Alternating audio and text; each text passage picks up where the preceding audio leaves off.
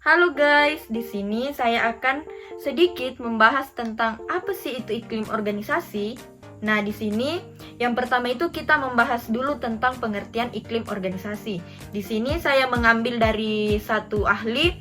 Di sini dikemukakan oleh Lucier mengatakan bahwa iklim organisasi merupakan persepsi pegawai mengenai kualitas lingkungan internal organisasi yang secara relatif dirasakan oleh anggota organisasi yang kemudian akan mempengaruhi perilaku mereka berikutnya.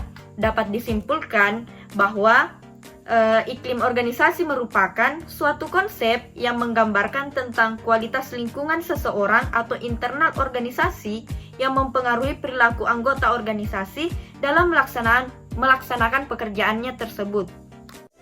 Kedua, kita menyinggung tentang pendekatan iklim organisasi. Di sini saya akan membahas tentang 3 pendekatan iklim organisasi. Yang pertama, multiple measurement. Yang kedua, perceptual measurement individual.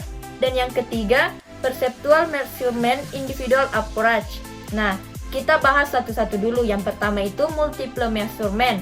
Pendekatan ini memandang bahwa iklim organisasi adalah serangkaian karakteristik deskriptif dari organisasi yang mempunyai sifat relatif tetap selama periode tertentu. Yang kedua itu perceptual measurement individual. Pendekatan ini juga memandang iklim organisasi sebagai atribut organisasi, tetapi pendekatan ini lebih menekankan penggunaan pengukuran persepsi daripada pengukuran secara objektif seperti ukuran dan struktur organisasi tersebut.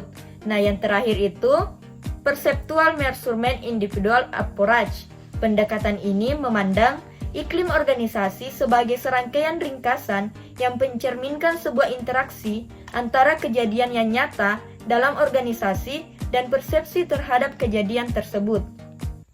Nah, kita beralih ke indikator iklim organisasi.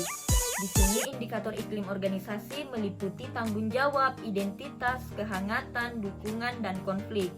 Pertama, tanggung jawab merupakan perasaan menjadi pemimpin bagi diri sendiri, tidak selalu harus mengecek ulang semua keputusan yang diambil.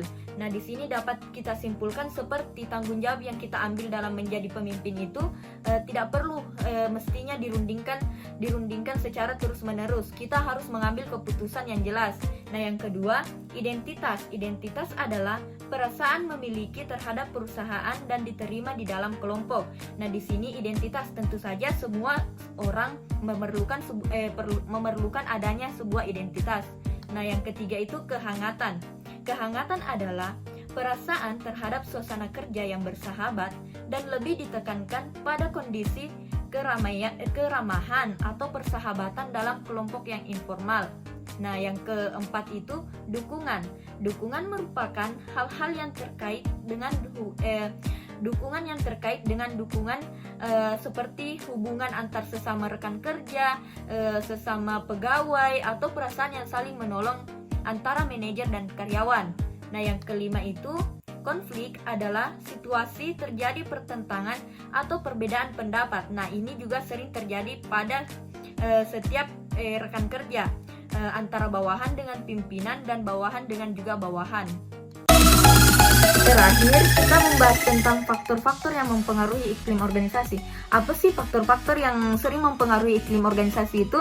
Di sini dapat saya jelaskan melalui seperti manajer, tingkah laku karyawan, tingkah laku kelompok kerja, dan faktor eksternal organisasi. Yang pertama dulu itu manajer. Pada dasarnya, setiap tindakan yang diambil oleh pimpinan satu manajer mempengaruhi iklim seperti aturan kebijakan dan prosedur-prosedur terhadap perusahaan. Nah, kemudian tingkah laku karyawan.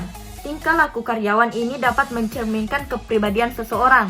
Di sini juga kita dapat melihat dari sifat karyawan kita bagaimana terhadap rekan kerjanya, atasannya, ataupun bawahannya. Nah, kemudian selanjutnya tingkah laku kelompok kerja. Kebutuhan kerja juga sering dipuaskan oleh kelompok dalam organisasi.